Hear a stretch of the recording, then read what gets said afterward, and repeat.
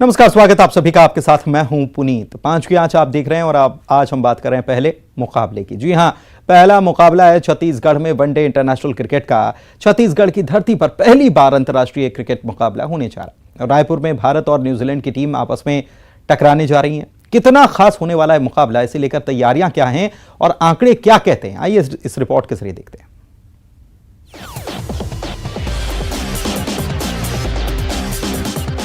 छत्तीसगढ़ में पहली बार international cricket match का आयोजन हो रहा है। 21 जनवरी को रायपुर में भारत और न्यूजीलैंड की टीम आपस में भिड़ने जा रही हैं।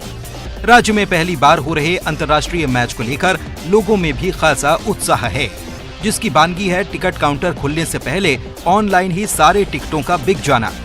3 मैचों की सीरीज में भारत 1-0 से बढ़त हासिल किए हुए है। हैदराबाद में शुभमन गिल के शानदार दोहरे शतक की बदौलत मिली जीत को रायपुर में भी रोहित ब्रिगेड दोहराना चाहेगी। रोहित शर्मा और टॉम लैथम की कप्तानी में दोनों टीमें भिड़ने जा रही हैं।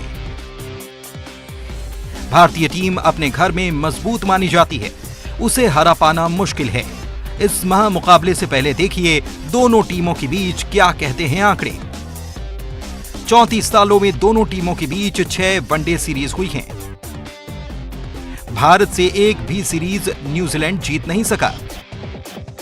भारत में आखिरी वनडे 2017-18 में भी हुआ था, जिसमें न्यूजीलैंड की हार हुई। भारत न्यूजीलैंड के बीच अब तक 114 वनडे मैच हुए हैं। 7 मैचों का नतीजा टाई रहा। इधर इस मुकाबले को लेकर तैयारियां भी जोरों पर है।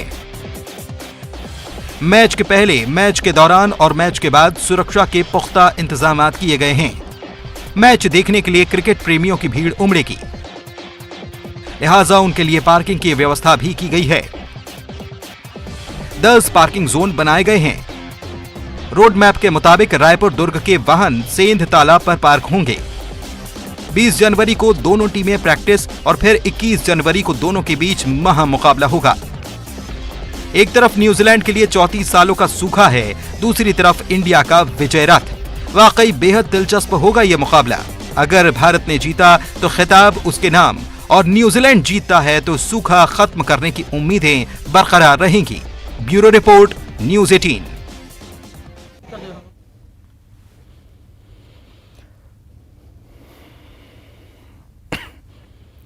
पहली बार ये मुकाबला होने जा रहा है छत्तीसगढ़ की राजधानी रायपुर में। यहां पर शहीद वीर नारायण सिंह क्रिकेट स्टेडियम जब तैयार हुआ, उसके बाद एक लंबा अरसा बीता और आखिरकार ये इंतजार अब जाकर खत्म होने जा रहा है। क्रिकेट के फैंस जो हैं उनको भी बहुत लंबे वक्त से इंतजार था कि वनडे इंटरनेशनल क्रिकेट मैच यहां पर भी आयोजित हो। आपको बता दें कि ये दूसरा सबसे बड़ा क्रिकेट स्टेडियम माना जाता है और बेहद शानदार तरीके से इसे बनाया गया है। बड़ा स्टेडियम है तो रन कितने बनेंगे इस पर भी अब देखना होगा, क्योंकि ये पहला वनडे इंटरनेशनल है तो पिच का मिजाज कैसा रहता है और इसके बाद रन कितने बनते हैं इस मैदान पर, यह भी देखना दिलचस्प रहने वाला है, क्योंकि पहला ये मुकाबला है और ये अग्नि परीक्षा भी है इस मैदान के लिए भी, इस स्टेडियम के लिए भी, क्योंकि अगर ये मुकाबला बहुत शानदार होगा तो जाहिर सी बात है कि और भी मुकाबले इस मैदान को, इस स्टेडियम को आने वाले वक्त में मिलेंगे। और इसके लिए पूरी शिद्दत से, पूरी मेहनत से जो स्टेडियम का रखरखाव है और जो टीम लगी हुई है वो लगातार काम कर रही है, और इसीलिए पहले से ही तमाम व्यवस्थाएं यहाँ पर की गई हैं, क्योंकि उत्साह भी है कि पहला वनडे इंटरनेशनल होने जा रहा है तो जाहिर सी बात है कि उत्साह बहुत ज़्यादा है और इस लिहाज से तैयारियों को भी और ज़्यादा मुकम्मल किया गया है। पुलिस सुरक्षा व्यवस्था से लेकर प्राइवेट गार्ड्स भी यहाँ पर तैनात रहने वाले हैं। पार्किंग की क्या व्यवस्था रहेगी, ये सारी चीज़ें। और आपको बता दें कि टिकट भी जो हैं वो काउंटर से पहले ही ऑनलाइन ही सारे बिक गए। इससे आप अंदाज़ा लगा सकते हैं कि छत्तीसगढ़ में क्रिकेट का कितना जोश और जुनून है कि ऑनलाइन सारे टिकट खरीद लिए गए। ताबड़तोड़ सभी टिकटों की बिक्री हो चुकी है और अब इंतजार हो रहा है खिलाड़ियों का। केवल मैच वाले दिन ही नहीं बल्कि कल, यानी कि कल 20 तारीख को जब टीमें प्रैक्टिस करने पहुंचेंगी तो वहां पर भी फैंस जो हैं अपने खिलाड़ियों की एक झलक पाने के लिए वहां पर भी इंतजार करते नजर आएंगे। और आज शाम को 5 बजे का समय तय था जब टीमें पहुंचने वाली थी। तो अभी जानकारी हालांकि इसको लेकर आई नहीं है कि टीमें पहुंची हैं कि नहीं, लेकिन तैयारी पूरी है और फैंस भी इंतजार कर रहे हैं। युगल हमारे संवाददाता हमारे साथ लाइव जुड़े हुए हैं, सीधे उन्हीं के पास चलते हैं। युगल, जाहिर सी बात है कि पहला वनडे इंटरनेशनल मैच होने जा रहा है। हालांकि इससे पहले इंटरनेशनल खिलाड़ी रायपुर तो आए हुए हैं, लेकिन ये पहला मुकाबला अगर वनडे इंटरनेशनल मैच का होने जा रहा है तो जाहिर सी बात है कि प्रशंसकों को बड़ा इंतजार होगा। अपने जो खिलाड़ी हैं जिनको पसंद करते हैं उनका एक बार दीदार हो जाए, उनसे हैंडशेक हो जाए या ऑटोग्राफ मिल जाए या सेल्फी मिल जाए, इसके लिए बड़ी संख्या में क्या एयरपोर्ट पर पहुंचे हुए हैं प्रशंसक। देखिए पुनीत, हम तमाम अपने दर्शकों को दिखाएंगे कि किस तरह की तस्वीर है। जो प्रशंसक हैं वो यहाँ पर बड़ी संख्या में मौजूद हैं। कड़ी सुरक्षा व्यवस्था यहाँ पर तैनात किया गया है और आप देख सकते हैं पूरे जो प्रशंसक है कतार में खड़े हुए हैं और बिना प्रशंसक के कोई खिलाड़ी पूरा नहीं होता। और देख सकते हैं कि पूरे जो एयरपोर्ट पे जो खिलाड़ी हैं और मौजूद हैं। हमारे बीच जो ट्रैफिक डीएसपी गुरजीत सिंह जी हैं, हम बात करते हैं किस तरह की पूरी ट्रैफिक व्यवस्था रहेगी। देखिए, 3 प्रकार के सड़क हैं, 3 प्रकार के लोग आएंगे मैच के लिए। एक तो प्लेयर्स हैं और ऑफिशियल्स हैं, एम्पायर वगैरह हैं, और वीआईपीज हैं, उनका एक अलग रूट है। साथ ही जिनके पास में पासेस होंगे, कार के पासेस CACS द्वारा दिए गए हैं, ABCDE टाइप के पासेस हैं, वो पासेस जिनके पास होंगे वो लोगों का एक अलग रूट है। और आम जनता है, आम जनता के लिए तीसरा रूट निर्धारित किया गया। इस तरीके से हमने रूट को सेग्रीगेट किया है। साथ ही साथ हम लोगों ने ये भी डिसाइड किया है कि लोग आसानी से स्मूथली आ जाएं। उस टाइम पे ट्रैफिक को कैसे मैनेज करना है, टीम जब मूवमेंट होगा तो कैसे लोगों को कम से कम रोकना पड़े, उनका भी प्लानिंग किए हैं। और सबसे इम्पोर्टेंट हो सकता है मुख्यमंत्री भूपेश बघेल भी मैच देखने जाएं, तो जो वीवीआईपी का जो मूवमेंट है उसके लिए कोई विशेष प्लान है? हाँ, उसके लिए विशेष तौर पे जैसे कि मैंने शुरू में ही बताया, हमारा अलग अलग सभी के लिए प्लानिंग किया हुआ है कि वीआईपी अगर आएंगे तो उनको कैसे लाना है, उनकी अलग अरेंजमेंट लगे हैं। जो पासेस वाले आएंगे उनके लिए अलग से फैसिलिटेट करना है उनको, उनका व्यवस्था अलग है। और जो आम लोग आएंगे उनके लिए भी व्यवस्था की गई है।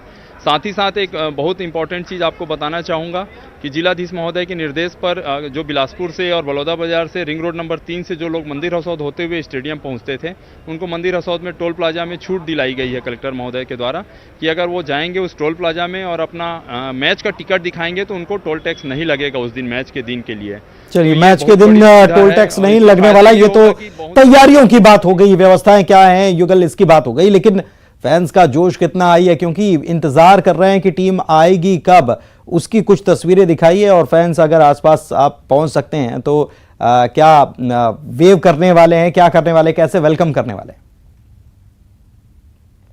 देखिए पुनीत, पहली पूरी तरह से देखिए ये जो 3 बसें हैं वो लगाई गई हैं। इसमें जो टीम है वो दोनों टीमें हैं वो रवाना होंगी।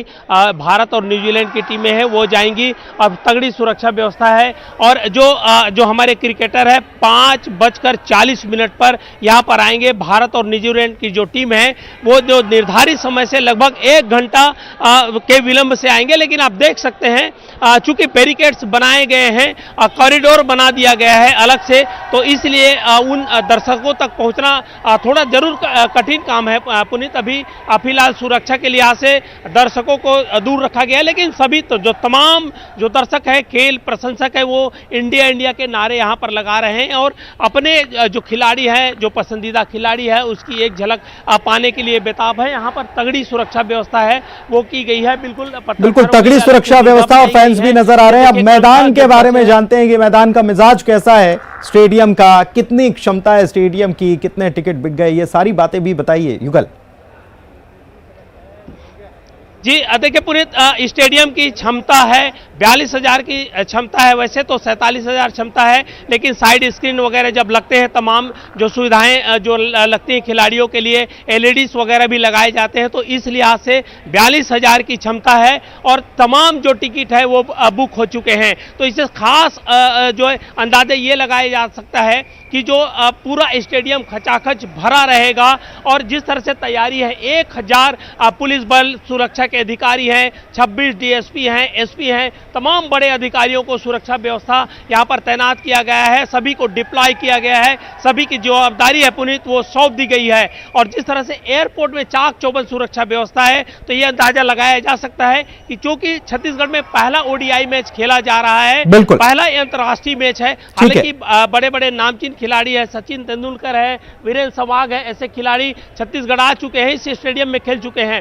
पिच की मिजाज की बात है तो ये जो रन ज्यादा बनने की जो गुंजाइश है, जो हमारे जो सूत्र बता रहे हैं कि यहाँ पर रन है, रनों की बौछार हो सकती है।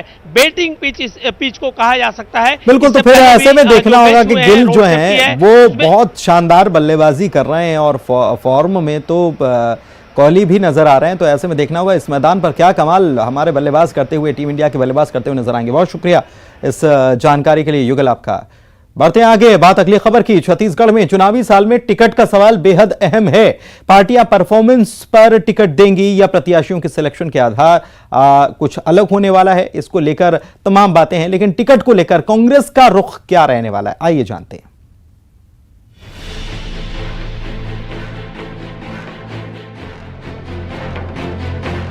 छत्तीसगढ़ में चुनावी साल में सियासी सरगर्मी बढ़ चुकी है। इलेक्शन में सबसे अहम प्रत्याशी होते हैं और ऐसे में ये सवाल सबके मन में है कि किसे टिकट मिलेगा और किसका पत्ता कटेगा।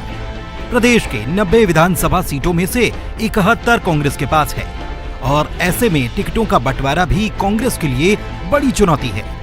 प्रदेश की सत्ता में सालों बाद आई कांग्रेस इस बार भी सरकार बनाने के लिए मैदान में उतरेगी और इसके लिए जरूरी है कि ऐसे प्रत्याशी मैदान में उतारे जाएं जो जीत हासिल कर सकें।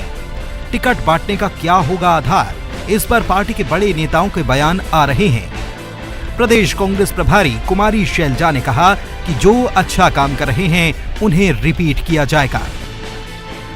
देखिए, माननीय मुख्यमंत्री जी देख रहे हैं, इतने समय से लोग काम कर रहे हैं और फिर ये जो बात होती है तो आखिर में जाकर पार्टी हाईकमांड का, जैसे हमारा एक प्रोसेस है, सेंट्रल इलेक्शन कमेटी फैसला करती है इसका, तो एक एक टिकट पर तो वहाँ पर डिस्कशन होता है, लेकिन जो अच्छा काम कर रहे हैं तो क्यों नहीं उन्हें दोबारा रिपीट किया जाए। प्रदेश प्रभारी के इस बयान से ये कहा जा सकता है कि पार्टी विधायकों का परफॉर्मेंस देखकर टिकट देगी। टिकट की बात पर सीएम भूपेश बघेल भी कहते नजर आ रहे हैं कि जो विधायक अच्छा काम करेंगे उनकी टिकट नहीं कटेगी। हालांकि उन्होंने ये भी कहा कि उनकी कोशिश है कि सभी विधायकों को टिकट मिले, लेकिन ये फैसला पार्टी को करना है। टिकट किसे मिलेगा और किसे नहीं, ये पार्टी तय करेगी। कांग्रेस नेताओं के बयान बता रहे हैं कि ऐसा जरूरी नहीं कि सभी विधायकों को टिकट मिल जाए। पार्टी परफॉर्मेंस के आधार पर टिकट काट भी सकती है। Bureau report, news 18।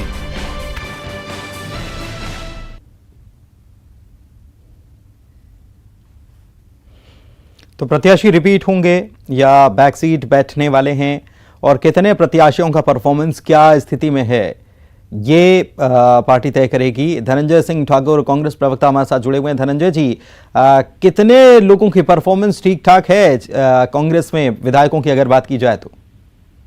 देखिए, प्रदेश में लगभग सभी विधायकों का परफॉर्मेंस बेहतर है। मुख्यमंत्री भूपेश बघेल जी के नेतृत्व में कांग्रेस की सरकार बेहतर तरीके से काम कर रही है।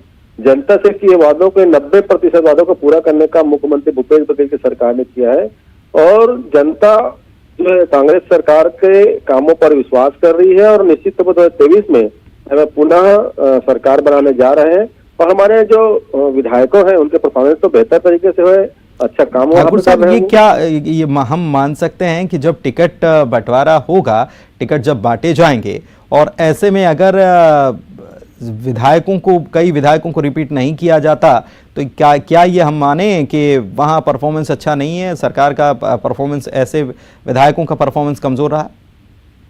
नहीं, देखिए, टिकट वितरण के समय जो होता है उसके बहुत सारे मापदंड होते हैं, बहुत सारे उसके नीतियां होती है, उस आधार पर टिकट वितरण होता है। टिकट वितरण की कांग्रेस पार्टी में प्रक्रिया है, लेकिन वर्तमान में अगर आप पूछेंगे कांग्रेस के विधायक का परफॉर्मेंस को लेकर तो कांग्रेस के परफॉर्मेंस तो बेहतर तरीके है। तभी आप देखेंगे हम प्रदेश में जो 5 विधानसभा के उपचुनाव हुए उसमें जीत दर्ज करा है, नगर निगम के चुनाव में जीत दर्ज करा है, नगर निकाय के चुनाव में जीत करा है, जिला पंचायत में चुनाव में जीत दर्ज करा है और 2023 में सीपीएम पुनः 71 से अधिक सीट का सरकार बनाने जा रहा है। लेकिन मैं ये पूछना चाह रहा हूं कि विधायकों का परफॉर्मेंस, क्या सरकार का परफॉर्मेंस तय कर देगा अगर टिकट कटते हैं? क्योंकि बीच में तो ये खबरें आई थी ना अंदर खाने से कि आप लोगों ने सर्वे भी कराया है और उसमें एक प्रकार से ताकीद भी कर दी, और मुख्यमंत्री अगर ये कहते हैं कि मैं चाहता हूं कि सभी विधायक रिपीट हों, यानी कि वो अपने विधायकों को ये भी कह रहे हैं कि भाई काम अच्छा कर लो नहीं तो फिर टिकट कट जाएगा।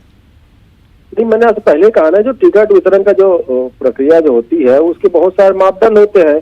उसमें स्क्रीनिंग कमेटी बैठते हैं, कार्यकर्ता है उसमें बैठते हैं, और जो जनता सुझाव आते हैं तो बहुत सारे उसमें मापदंड होते हैं। लेकिन कांग्रेस के विधायक और सरकार बेहतर कर इस काम कर रही है, लेकिन टिकट वितरण पर हम संबंध करते हैं। तब 1 साल पीछे हमको जाना, मतलब आगे जाना पड़ेगा। जब टिकट वितरण का समय होगा उस समय की स्थितियां, उस समय की जो नीतियां वो सारी तय करेगी। अच्छा, क्या बीजेपी का गुजरात वाला फॉर्मूला क्या पार्टी उसको भी देख सकती है? क्योंकि वहां तो बीजेपी को अच्छी खासी जीत मिली है, तो क्या कांग्रेस इसे अपना सकती है?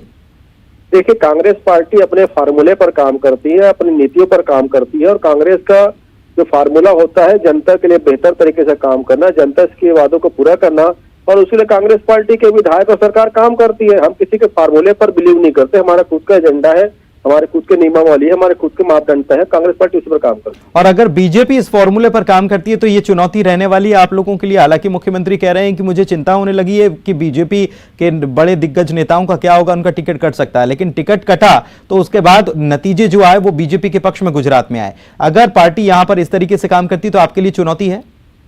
नहीं, भारतीय जनता पार्टी छत्तीसगढ़ में हमारे लिए किसी प्रकार की चुनौती नहीं है। इसका सबसे बड़ा कारण समझिएगा, 15 साल तक इस प्रदेश में भारतीय जनता पार्टी सरकार में रही है। उस दौरान जनता से के वादे को उन्होंने पूरा नहीं किया है। करप्शन करना, कमीशन खोरी करना, भ्रष्टाचार करना, पीटीएस के चावल में घोटाला करना, सरकारी संपत्तियों पर घोटाला करना, निर्माण कार्य में घोटाला करना, ये उनका मूल एजेंडा रहा है। तो हमें तो उसके बीजेपी को लेकर कोई चिंता नहीं है, क्योंकि हमारी सरकार ने जो अब तक काम किया है वो मैं समझता हूँ देश की किसी सरकार ने काम नहीं किया, किसी भी राज्य सरकार ने काम नहीं किया है। अगर आप जनता से वादा कर रहे हैं और उस वादों के प्रति आप 90% वादों को पूरा कर जाते हैं तो जनता के प्रति आपकी प्रतिबद्धता को दिखाता है, और सरकार के रिपीट होने का सबसे बड़ा कारण उस सरकार के द्वारा किए गए काम होते हैं। हमारी सरकार से तो यहाँ के किसान खुश है, यहाँ के युवा खुश है, यहाँ के व्यापारी खुश है, यहाँ के कल्चर का जो कार्यक्रम हमारी सरकार चला रही है उससे यहाँ की जनता खुश है। ठीक है, आप कह रहे हैं कि खुश है और ये तय आगे आने वाले वक्त में होगा। अनुराग जी हमारे साथ जुड़े हुए हैं बीजेपी से, उनसे भी बात कर लेते हैं। अनुराग जी, कांग्रेस में टिकट बंटने का आधार क्या होगा, इस पर हम चर्चा कर रहे हैं। तो परफॉर्मेंस के आधार पर कांग्रेस टिकट देने वाली है, आपको क्या लगता है कि सभी विधायक रिपीट हो जाएंगे? देखिए, कांग्रेस ने तो खुद, उनके मुख्यमंत्री जी ने बयान दिया था कि हमारे 50 विधायकों का की जो रिपोर्ट है वो खराब है और हम उनको विचार करेंगे यदि उन्होंने अपने परफॉर्मेंस सुधार नहीं किया। और उसके बाद उसके आकलन भी बीच बीच में आते हैं और वो उनके बयान भी आते रहते हैं।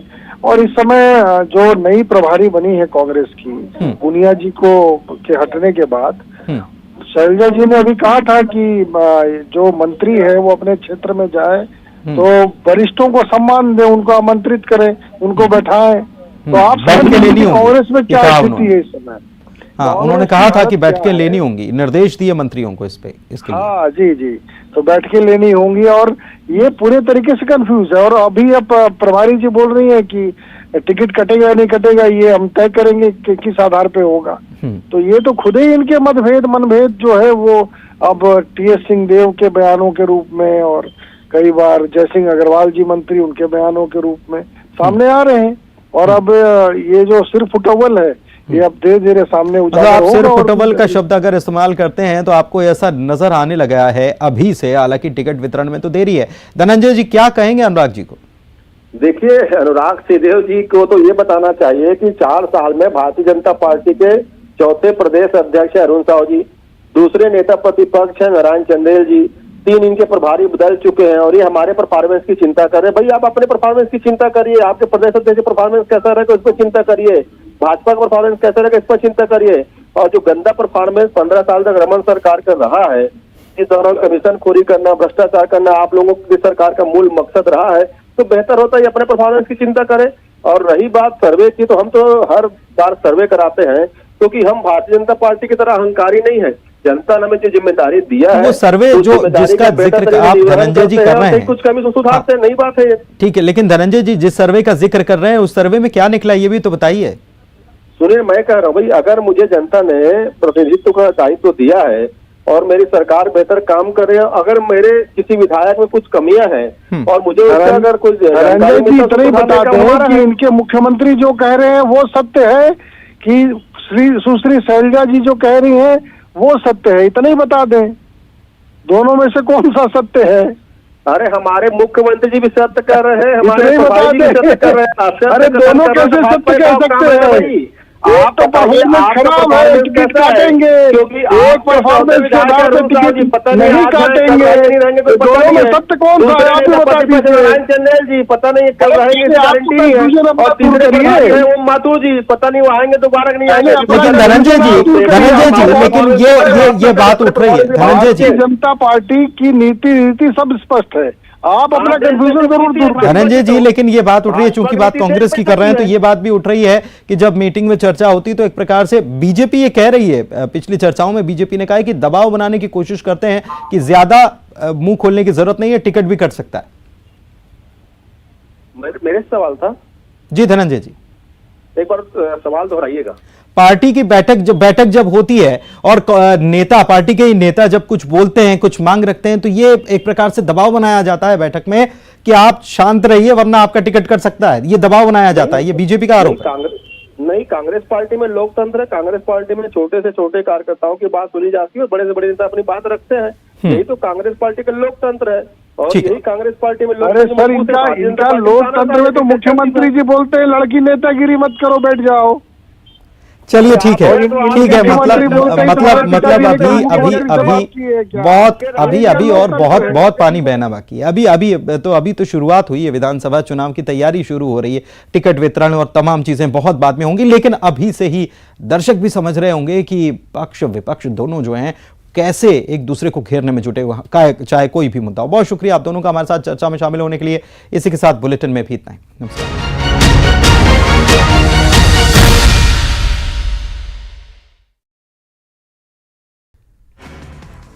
तकतपुर विधानसभा में सीएम भूपेश बघेल की लोगों से भेंट मुलाकात, बेलपान मंदिर को पर्यटन स्थल के रूप